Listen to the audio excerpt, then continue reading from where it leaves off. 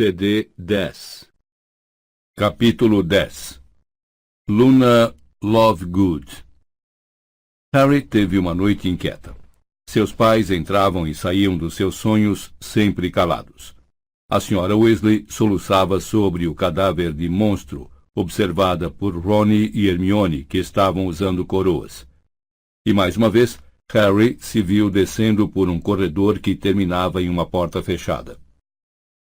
Acordou bruscamente com a cicatriz formigando e encontrou Rony já vestido e falando com ele. É melhor se apressar, mamãe está furiosa, diz que vamos perder o trem.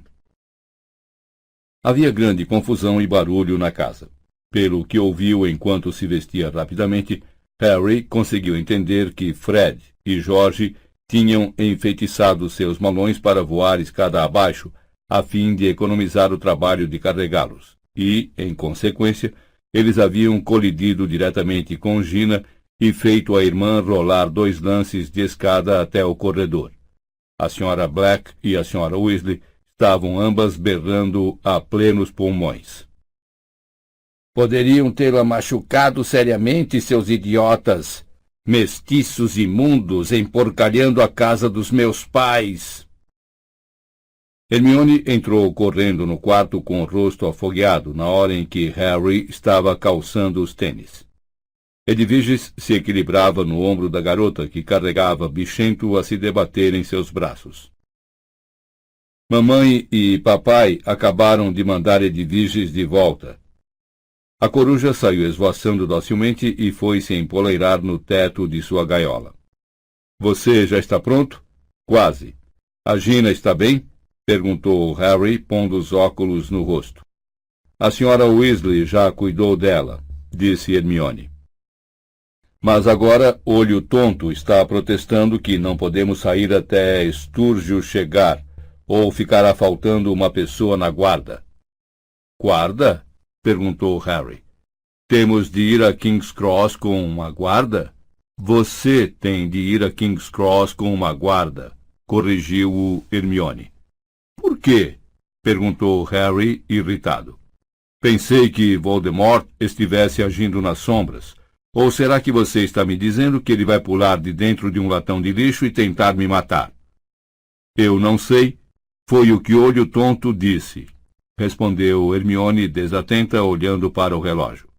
Mas, se não sairmos logo, decididamente vamos perder o trem. Será que vocês podem descer aqui agora, por favor? Berrou a senhora Weasley e Hermione deu um salto como se tivesse se escaldado, e saiu correndo do quarto. Harry agarrou Edviges, enfiou-a sem cerimônia na gaiola e saiu atrás da amiga arrastando seu malão. O retrato da senhora Black uivava de fúria, mas ninguém se preocupava em fechar as cortinas sobre seu retrato para fazê-la calar.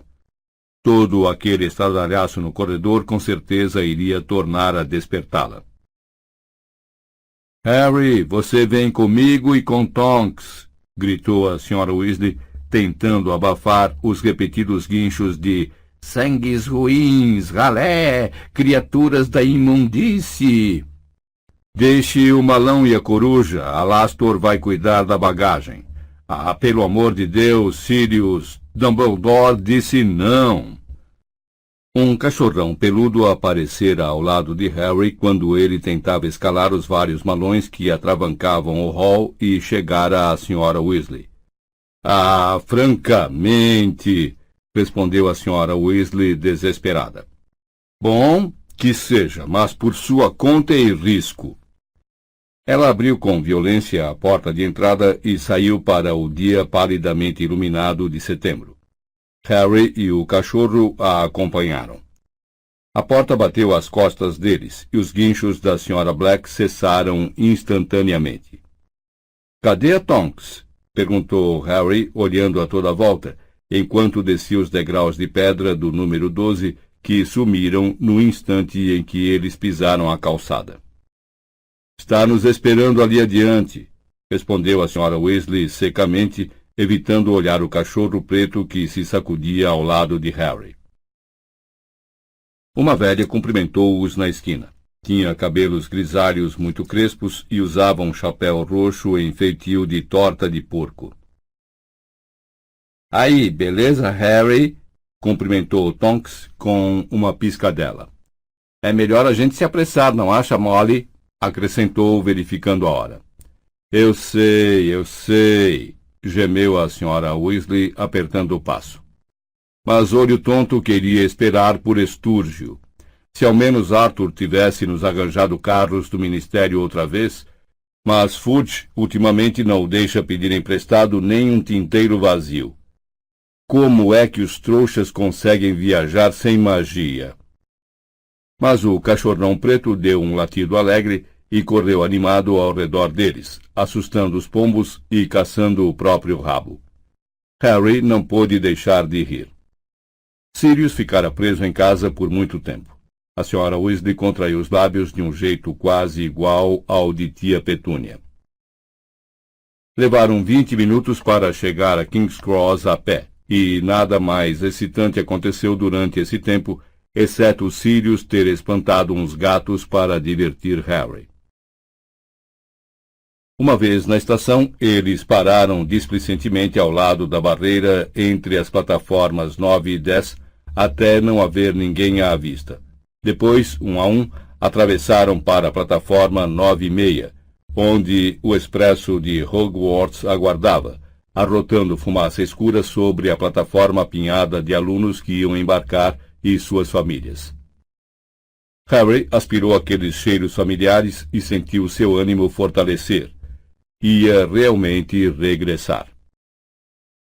Espero que os outros cheguem a tempo, comentou a senhora Weasley ansiosa, olhando para o arco de ferro trabalhado que abarcava a plataforma e por onde chegariam os novos passageiros. Belo cão, Harry, disse um rapaz alto com cachos Rastafari. Obrigado, Lino, disse Harry sorrindo, enquanto Sirius sacudia a cauda freneticamente. Ah, que bom! Exclamou a senhora Weasley, parecendo aliviada. Aí vem Alastor com a bagagem, vejam. Com um boné de carregador cobrindo os olhos díspares, Moody passou mancando pelo arco atrás de um carrinho carregado com as malas dos garotos. Tudo bem, murmurou ele para a senhora Weasley e Tonks. Acho que ninguém nos seguiu. Segundos depois, o Sr. Weasley surgiu na plataforma com Rony e Hermione. Tinham praticamente descarregado o carrinho de bagagem quando Fred, George e Gina apareceram com Lupin. Nenhum problema? Rosnou Moody. Nada, respondeu Lupin. Ainda assim, vou dar parte de Estúrgio a Dumbledore, disse Moody. É a segunda vez em uma semana que ele não aparece. Tá ficando tão irresponsável quanto o Mundungo. Bom, cuidem-se bem, desejou Lupin, apertando a mão de todos. Despediu-se de Harry por último e lhe deu uma palmada no ombro. Você também, Harry. Tenha cuidado. Cabeça baixa e olhos alertas, disse Moody, apertando a mão do garoto também. E não se esqueçam todos vocês. Cuidado com o que escrevem. Se tiverem dúvidas sobre alguma coisa, não a mencionem em carta. Foi ótimo conhecer vocês, disse Tonks, abraçando Hermione e Gina. Logo nos reveremos, espero. Soou um primeiro apito. Os alunos ainda na plataforma correram para o trem. Depressa, depressa, disse a senhora Weasley, distraída, abraçando-os a esmo e segurando Harry 2 vezes. Escrevam, comportem-se. Se esqueceram alguma coisa, nós mandaremos. Agora subam no trem, depressa. Por um breve momento, o enorme cão negro ergueu-se nas patas traseiras e apoiou as dianteiras nos ombros de Harry. Mas a senhora Weasley empurrou o garoto em direção à porta do trem. Pelo amor de Deus, Sirius, comporte-se mais como um cachorro, sibilou ela. Até mais, gritou Harry pela janela aberta quando o trem começou a andar, enquanto Rony, Hermione e Gina acenavam ao seu lado. As silhuetas de Tonks, Lupin, Moody e do Sr. e da Sra. Weasley foram encolhendo rapidamente. Mas o cachorro preto continuou saltando ao lado da janela, abanando o rabo. Gente na plataforma, agora pouco visível, ria de ver o cão correndo atrás do trem. Então contornaram uma curva e Sirius desapareceu. Ele não devia ter vindo com a gente, comentou Hermione, manifestando preocupação na voz. Ah, anime-se, disse Rony. Ele não vê a luz do dia há meses, coitado. Bom, disse Fred batendo palmas. Não podemos ficar aqui conversando o dia inteiro. Temos negócios a discutir com o Lino. Vemos vocês mais tarde. E ele e Jorge desapareceram pelo corredor à direita. O trem continuou a ganhar velocidade, fazendo os garotos que continuavam em pé balançarem e transformando as casas em imagens fugidias. Então, vamos arranjar uma cabine? Convidou Harry. Rony e Hermione se entreolharam. Falou Rony. Nós... bem... Rony e eu temos de ir para o carro dos monitores, disse Hermione sem jeito. Rony não estava olhando para Harry. Parecia vivamente interessado nas unhas da mão esquerda. Ah, respondeu Harry. Certo, ótimo. Acho que não temos de ficar lá a viagem inteira, acrescentou Hermione depressa. Nossas cartas dizem que vamos receber instruções dos monitores-chefes e depois patrulhar os corredores de tempos em tempos. Ótimo, repetiu Harry. Bom, eu talvez veja vocês mais tarde, então? Com certeza, disse Rony, lançando um olhar esquivo e ansioso ao amigo. É chato ter de ir para lá. Eu preferia... Bom, mas temos de ir. Quero dizer, não estou me divertindo. Não sou o Percy. Concluindo em tom de desafio. Eu sei que você não é, disse Harry, rindo. Mas quando Hermione e Rony arrastaram os malões, Bichento e Piche, engaiolada em direção à frente do trem, Harry teve uma estranha sensação de perda. Nunca viajara no expresso de Hogwarts sem Rony. Anda, disse-lhe Gina. Se formos logo, poderemos guardar lugares para eles. Certo, concordou Harry, pegando a gaiola de Edviges com uma das mãos e a alça do seu malão com a outra. Eles avançaram com dificuldade pelo corredor, espiando pelas vidraças das cabines e descobrindo que já estavam ocupadas.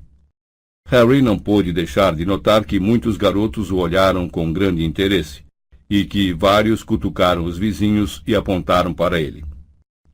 Depois de registrar esse comportamento em 5 carros consecutivos, ele lembrou que, durante o verão inteiro, o profeta diário andara informando aos seus leitores que ele era um mentiroso exibicionista.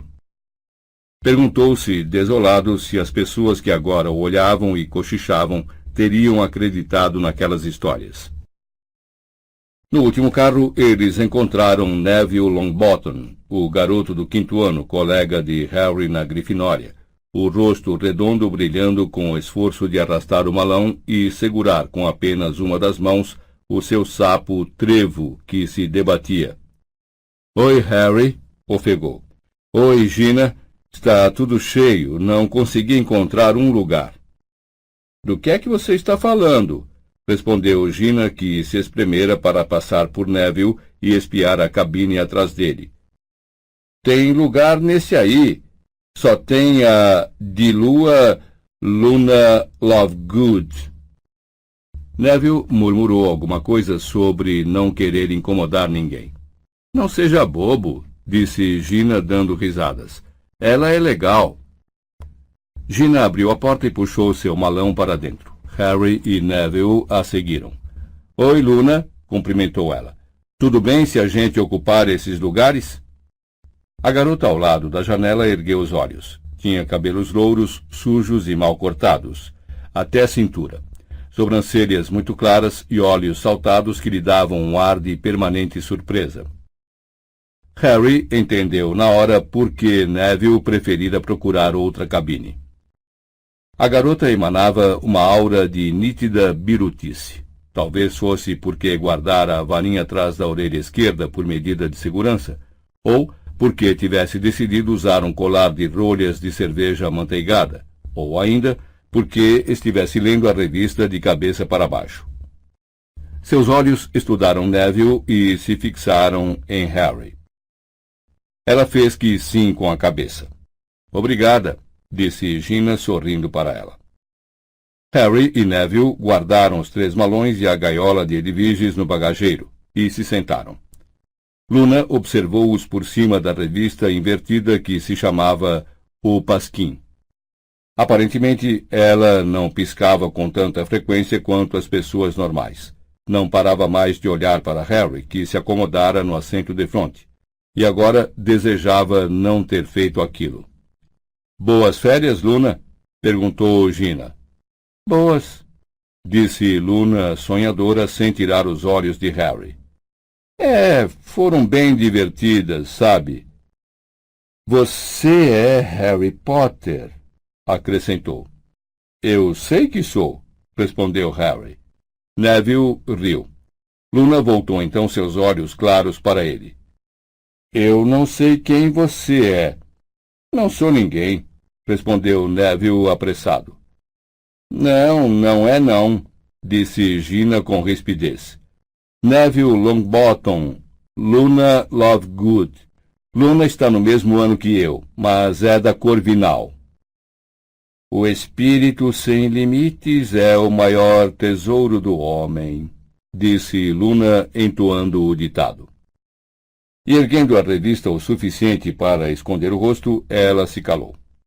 Harry e Neville se entreolharam com as sobrancelhas erguidas, e Gina reprimiu uma risadinha. O trem avançou barulhento, levando-os em velocidade para o campo aberto. O dia estava estranho, meio instável. Em um momento, o carro se inundava de sol e, no seguinte, passavam sob agourentas nuvens escuras. Adivinhe o que eu ganhei de aniversário? Perguntou Neville.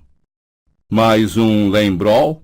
Perguntou Harry, lembrando-se do dispositivo em forma de bola de gude que a avó de Neville lhe mandara na tentativa de melhorar sua incrível falta de memória. Não, respondeu o garoto. Até que um Lembrol viria a calhar. Perdi o antigo há séculos. Não, olhe só isso. Ele enfiou na mochila a mão livre. A outra segurava trevo firmemente. E, depois de procurar um pouco, tirou um vaso contendo algo parecido com um pequeno cacto cinzento, exceto que era recoberto de pústulas em vez de espinhos.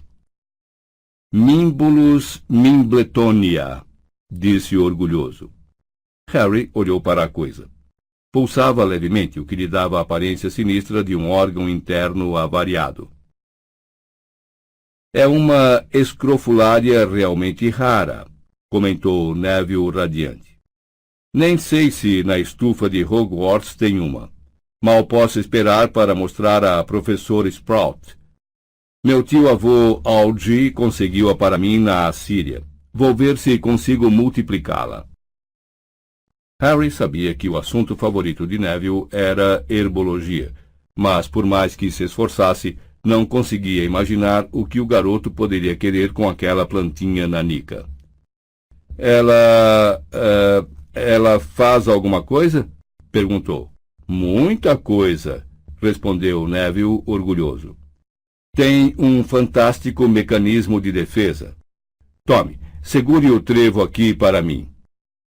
Ele largou o sapo no colo de Harry e tirou uma pena da mochila. Os olhos saltados de Luna Lovegood tornaram a aparecer por cima da borda da revista invertida para espiar o que Neville estava fazendo. O garoto segurou a escrofulária próxima dos olhos, a língua entre os dentes. Escolheu um ponto e espetou com força a planta. A planta expirou líquido de todas as pústulas, jatos verde escuros, mal cheirosos, espessos. Eles bateram no teto, nas janelas e salpicaram a revista de Luna Lovegood. Gina, que erguera os braços para proteger o rosto bem em tempo, ficou parecendo que usava um chapéu verde pegajoso. Mas Harry, cujas mãos tinham estado ocupadas com um trevo para impedir que o sapo fugisse, percebeu o jato em cheio no rosto. Cheirava a estrume rançoso. Neville, cujo rosto e tronco também estavam encharcados, sacudiu a cabeça para limpar o excesso dos olhos.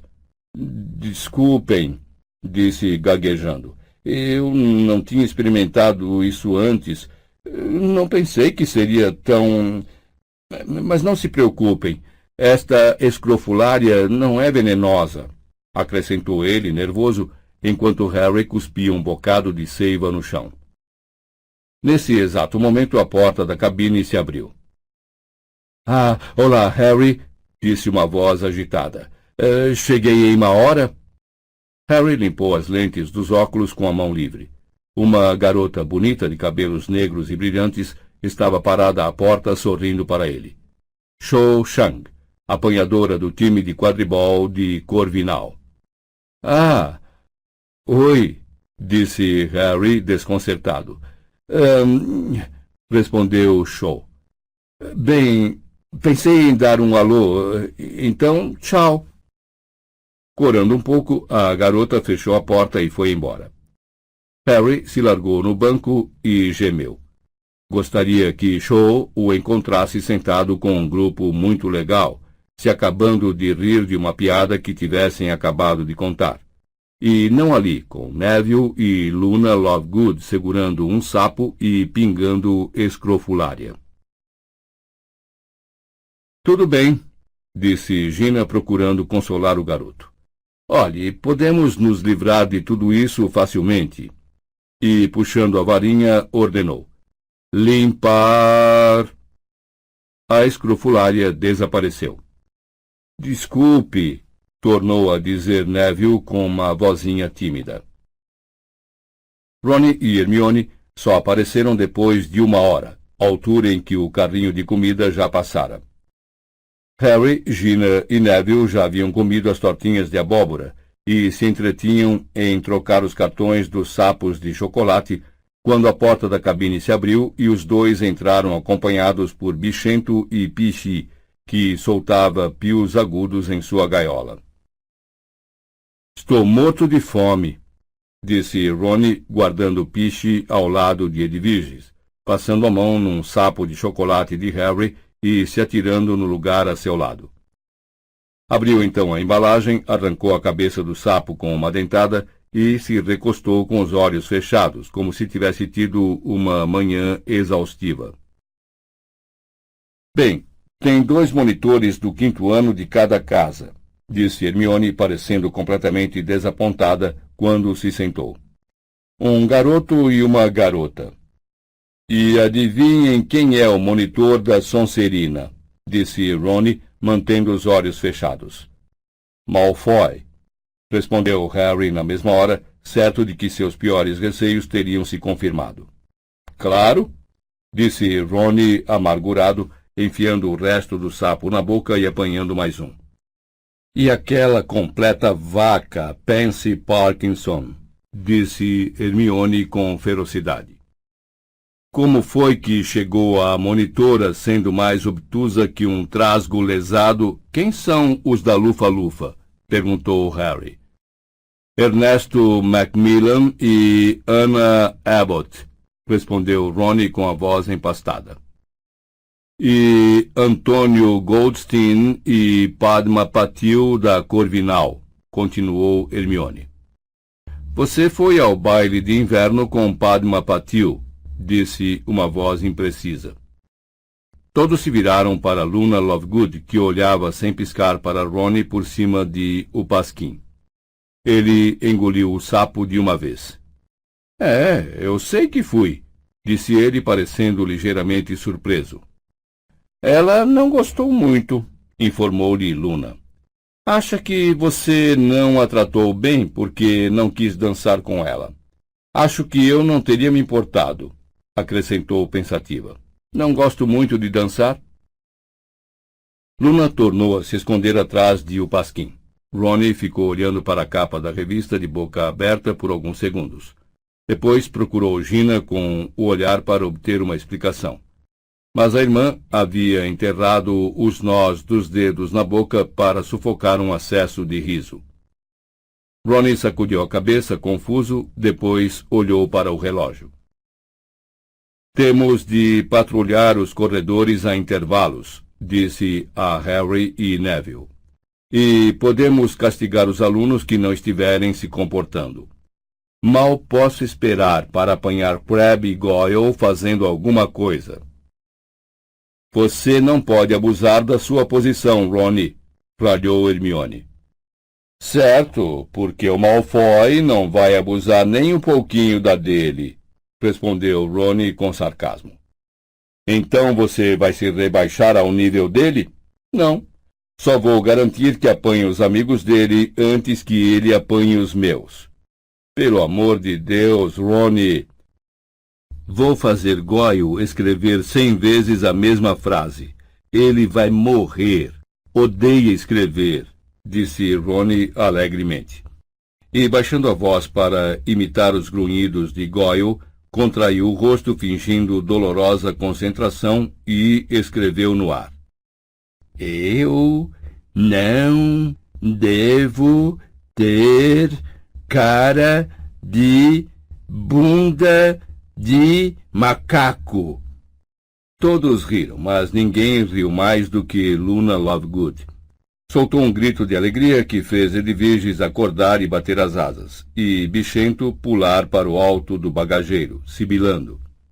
Luna riu tanto que a revista escapou-lhe das mãos, escorregou pelas pernas e foi parar no chão.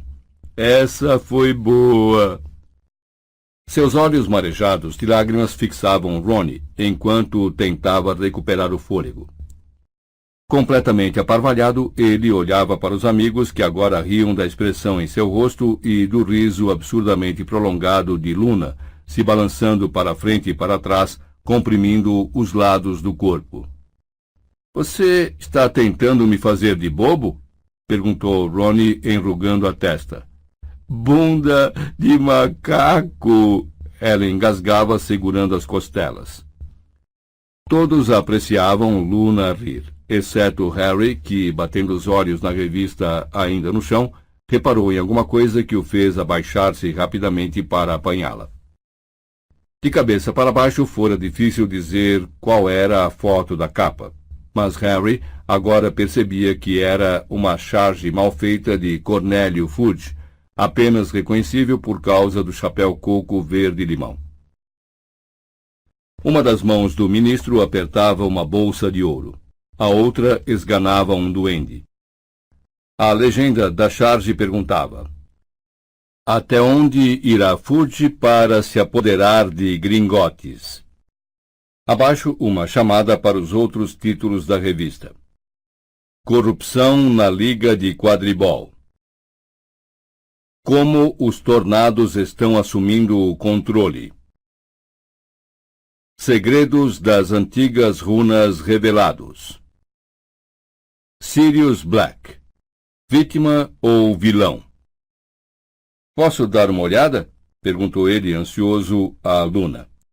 A garota concordou com a cabeça, ainda de olhos em Ronnie, ofegante de tanto rir. Harry abriu a revista e correu os olhos pelo índice.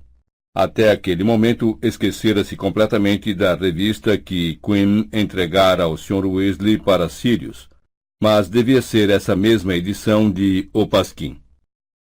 Ele localizou a página e voltou sua atenção para o artigo, excitado. Era também ilustrado por uma charge bem ruinzinha. De fato, Harry nem teria percebido que representava Sirius se não houvesse legenda. O padrinho estava em pé no alto de uma pilha de ossos humanos, empunhando a varinha. O título do artigo era Sirius, negro como o pintam? Famoso assassino em massa ou inocente sensação musical?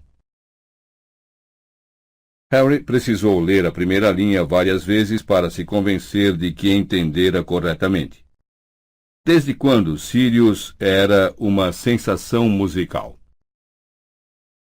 Durante 14 anos, acreditou-se que Sirius Black fosse culpado do assassinato em massa de 12 trouxas inocentes e um bruxo. Sua audaciosa fuga de Azkaban há 2 anos desencadeou a maior caçada humana que o Ministério da Magia já conduziu. Nenhum de nós jamais questionou que ele merece ser recapturado e devolvido aos dementadores. Mas será que ele merece? Recentemente vieram a público novas e surpreendentes provas de que Black pode não ter cometido os crimes pelos quais foi mandado para Azkaban. De fato, diz Doris Perkins, da Via Acantia 18 Little Norton, Black talvez nem tenha presenciado a matança. Diz ela: o que as pessoas não percebem é que Sirius Black é um nome falso. O homem que elas pensam ser Sirius Black é, na realidade, Toquinho Boardman, vocalista do popular conjunto Os Duendeiros, e que se retirou da vida pública depois de ser atingido na orelha por um nabo em um concerto em Little Norton Church Hall há quase 15 anos. Reconheci-o no instante em que vi sua foto no jornal. Ora, Toquinho não poderia ter cometido aqueles crimes, porque no dia em questão estava, por acaso, saboreando um jantar romântico à luz de velas em minha companhia. Já escrevi ao ministro da Magia e estou aguardando que, muito breve, concedam perdão total a Toquinho, ou melhor, Sirius. Harry terminou de ler e ficou olhando a página incrédulo. Talvez fosse uma piada, pensou. Talvez a revista publicasse invencionices com frequência. Ele folheou as páginas anteriores e encontrou a notícia sobre Fudge. Cornélio Fudge, ministro da Magia, há 5 anos, quando foi eleito, negou que tivesse planos para assumir a administração do Banco dos Bruxos, o Gringotts. Ele sempre insistiu em afirmar que quer apenas cooperar pacificamente com os guardiões do nosso ouro. Mas será que quer mesmo? Fontes ligadas ao ministro revelaram recentemente que a mais cara ambição de Fudge é assumir o controle da reserva de ouro dos duendes e que não hesitará em usar a força se for preciso. E não seria a primeira vez tampouco, declarou um funcionário bem informado. Cornélio Fudge, o mata-duendes, é como seus amigos o chamam. Se os leitores pudessem ouvi-lo quando ele pensa que não há ninguém por perto, não para de falar nos duendes que matou. Mandou afogar, mandou atirar do alto de edifícios, mandou envenenar, mandou cozinhar para rechear tortas. Harry não quis continuar a ler. Fudge podia ter muitos defeitos, mas o garoto achava extremamente difícil imaginá-lo dando ordens para assar duendes para rechear tortas. Ele folheou o resto da revista.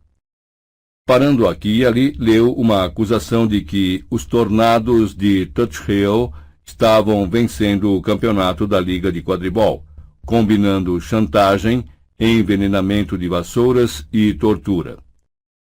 Uma entrevista com um bruxo que dizia ter voado até a Lua em uma Clean Sweep 6 e trazido um saco de sapos lunares para provar o seu feito. E um artigo sobre runas antigas que ao menos explicava o motivo de Luna estar lendo o Pasquim de cabeça para baixo. Segundo a revista, se a pessoa observasse as runas de cabeça para baixo, elas revelariam um feitiço para transformar as orelhas de um inimigo em kumquates. De fato, comparada com os demais artigos de O Pasquim, a insinuação de que Sirius pudesse realmente ser o vocalista dos Duendeiros parecia até bastante sensata. Alguma coisa que preste aí? perguntou Ron quando Harry fechou a revista. Claro que não, respondeu Hermione criticamente antes que Harry pudesse responder. O Pasquim só tem bobagens, todo mundo sabe disso. Desculpe, disse Luna. Sua voz perdeu momentaneamente a vagueza. Meu pai é o editor. Disse Hermione, visivelmente constrangida. Bem, tem coisas interessantes. Quero dizer, pode me devolver. Obrigada, disse Luna com frieza e, curvando-se para a frente, puxou-a das mãos de Harry. Folheando rapidamente até a página 57, tornou a segurá-la de cabeça para baixo, decidida, e desapareceu por trás da revista no momento em que a porta da cabine se abriu pela terceira vez. Harry olhou. Já esperava por isso, o que não tornou mais agradável a visão de Draco Malfoy ladeado por seus dois comparsas, Crabbe e Goyle. Que é? Disse agressivamente, antes que Malfoy pudesse abrir a boca. Modos, Potter, ou terei de lhe dar uma detenção, entoou Malfoy, cujos cabelos lisos e louros e o queixo pontudo eram exatamente iguais aos do pai. Como está vendo, ao contrário de você, fui promovido a monitor, o que quer dizer que, ao contrário de você, tenho o poder de distribuir castigos. Disse Harry. Mas, ao contrário de mim, você é um babaca, por isso se manda e deixa a gente em paz. Ron, Hermione, Gina e Neville riram. Malfoy crispou o lábio. Vem cá, Potter. Como é que você se sente perdendo a liderança para o Weasley? Cala a boca, Malfoy, mandou Hermione rispidamente. Parece que toquei num ponto sensível, disse ele sorrindo com afetação. Bom, trate de se cuidar, Potter, porque vou estar na sua cola como um cão de caça, caso você saia da linha. Fora daqui, disse Hermione, ficando de pé. Abafando o riso, Malfoy lançou um último olhar malicioso a Harry e saiu da cabine com os dois amigos pesadões em sua esteira. Hermione bateu a porta da cabine e virou-se para Harry, que percebeu imediatamente que a amiga, como ele, registrara o que Malfoy dissera e ficara igualmente abatida. Joga mais um sapo para nós, disse Ron, que pelo jeito nada percebera. Harry não podia falar com franqueza na frente de Neville e Luna. Trocou mais um olhar nervoso com Hermione, depois ficou olhando para fora da janela. Achara engraçada a ideia de Sirius tê-lo acompanhado à estação, mas de repente achou-a irresponsável, se não positivamente perigosa. Hermione estava certa. Sirius não devia ter vindo. E se o Sr. Malfoy tivesse reparado no cão preto e comentasse com Draco? E se tivesse deduzido que os Weasley, Lupin, Tonks e Moody sabiam onde Sirius estava escondido? Ou será que o fato de Malfoy ter usado a palavra cão fora coincidência? O tempo permaneceu indefinido à medida que rumavam sempre para o norte. A chuva salpicou as janelas de má vontade. Depois, o sol fez uma pálida aparição e logo as nuvens o encobriram. Quando anoiteceu e as luzes foram acesas nos carros, Luna enrolou o pasquim, guardou-o cuidadosamente na mochila e passou a encarar um a um os colegas de cabine.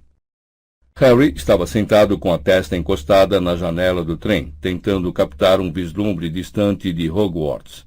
Mas era uma noite sem luar e a janela riscada de chuva estava suja.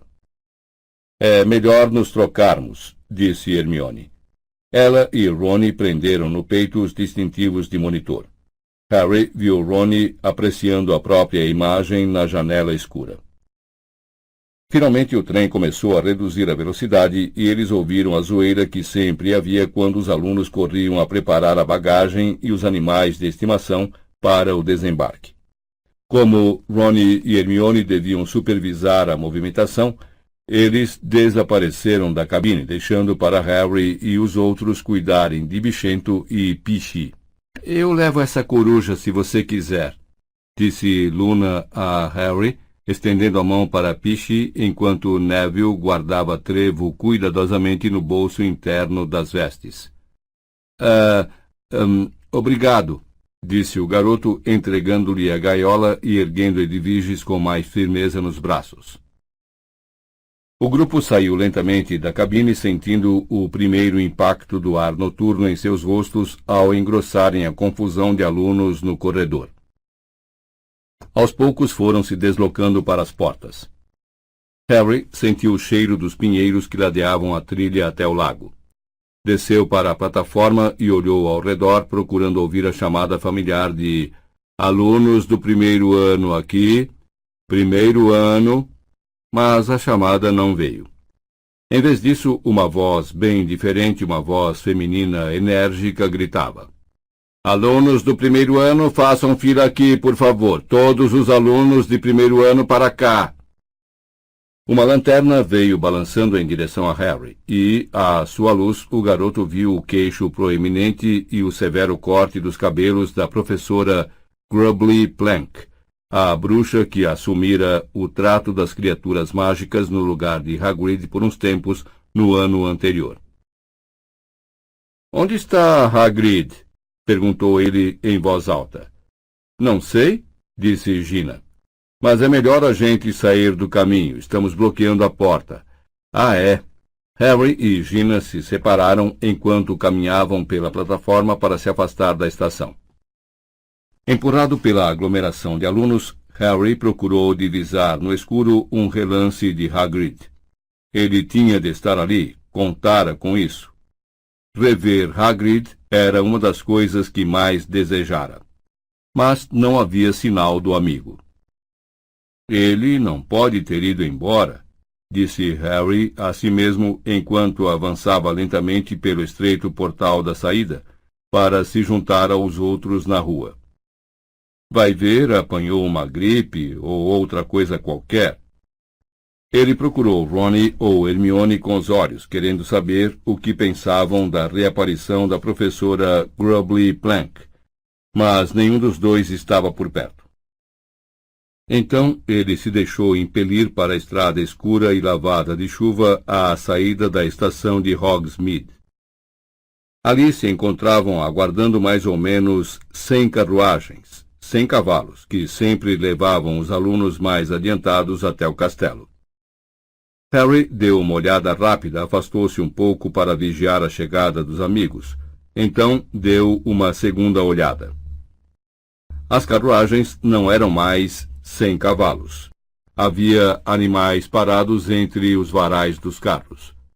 Se precisasse designá-los por algum nome, ele supunha que os teria chamado de cavalos, embora possuíssem alguma coisa reptiliana também. Eram completamente descarnados, com os couros negros colados ao esqueleto, no qual cada osso era visível. As cabeças semelhavam a de dragões, e os olhos, sem pupilas, eram brancos e fixos. Da junção das espáduas saíam asas, imensas e negras, coriáceas, que pareciam pertencer a morcegos gigantes. Imóveis e quietos na escuridão, os bichos eram estranhos e sinistros. Harry não conseguia entender por que as carruagens seriam puxadas por esses cavalos horrorosos quando eram perfeitamente capazes de se mover sozinhas. "Cadê o Pichi?" indagou a voz de Ron logo atrás de Harry. "A Luna vem trazendo ele aí", disse Harry, virando-se depressa, ansioso para consultar o amigo sobre Hagrid. "Onde é que você acha que o Hagrid está?" "Não sei", disse Ron, parecendo preocupado. "Tomara que esteja bem." A uma pequena distância, Draco Malfoy, seguido por um pequeno grupo de comparsas, inclusive Crabbe, Goyle e Pansy Parkinson, afastava do caminho alguns alunos de segundo ano, de ar tímido, para poderem apanhar uma carruagem. Segundos depois, Hermione emergiu ofegante da multidão. Malfoy estava agindo de maneira absolutamente revoltante com um garoto de primeiro ano lá atrás. Juro que vou dar parte dele. Ele só está usando o distintivo há 3 minutos e já está abusando mais do que nunca das pessoas. Onde está o bichento? Está com a Gina, disse Harry. Olhe ela ali. Gina acabara de surgir do ajuntamento segurando um bichento que esperneava. Obrigada, disse Hermione, substituindo Gina na tarefa. Vamos logo, vamos pegar uma carruagem juntos antes que lotem todas. Ainda não apanhei Piche, disse Rony, mas Hermione já ia se adiantando em direção à carruagem desocupada mais próxima. Harry ficou para trás com Rony. O que é que você acha que são essas coisas? Perguntou Harry, indicando com a cabeça os horrendos cavalos, enquanto os outros alunos passavam por eles em bando. Que coisas? Esses cavalos. Luna apareceu segurando a gaiola de Piche nos braços. A corujinha pipilava excitada, como de costume. Pronto, aqui está, disse ela. É uma corujinha bem simpática, não? Ela é legal, disse Rony com maus modos. Bem, vamos então, vamos entrar. O que é que você estava dizendo, Harry? Eu estava perguntando que bichos horríveis são esses que parecem cavalos. E continuou andando com Rony e Luna para a carruagem em que Hermione e Gina já estavam sentadas. Que bichos que parecem cavalos? Esses bichos que estão puxando as carruagens, disse Harry impaciente. Afinal, eles estavam a menos de 1 metro do mais próximo, e o bicho os observava com aqueles olhos brancos e fixos. Rony, no entanto, se virou para Harry com um ar perplexo. Do que é que você está falando? Estou falando daquilo. Olhe! Harry agarrou Rony pelo braço e girou seu corpo de modo a obrigá-lo a ficar cara a cara com o cavalo alado. Rony olhou direto para o cavalo durante um segundo, depois tornou a olhar para Harry. Para o que eu devo olhar? Para... ali, entre os varais, atrelados à carruagem, bem ali na frente. Mas como Rony continuava a parecer confuso, ocorreu a Harry um estranho pensamento. Você não está vendo nada? Vendo o quê? Você não está vendo a coisa que está puxando a carruagem? Rony agora começou a se assustar seriamente. Você está bem, Harry? Harry sentiu-se completamente desnorteado. O cavalo estava ali, diante dele, um sólido reluzente à luz que vinha da janela da estação às costas deles. O vapor saía de suas narinas no ar frio da noite. No entanto, a não ser que Rony estivesse fingindo, e se estivesse seria uma brincadeira muito sem graça, ele não estava vendo nada. Vamos entrar então? Convidou Rony, hesitante, olhando para Harry como se estivesse preocupado com o amigo. Disse Harry. Entre. Está tudo bem, disse uma voz sonhadora ao lado de Harry, quando Rony desapareceu no interior escuro da carruagem. Você não está ficando maluco nem nada.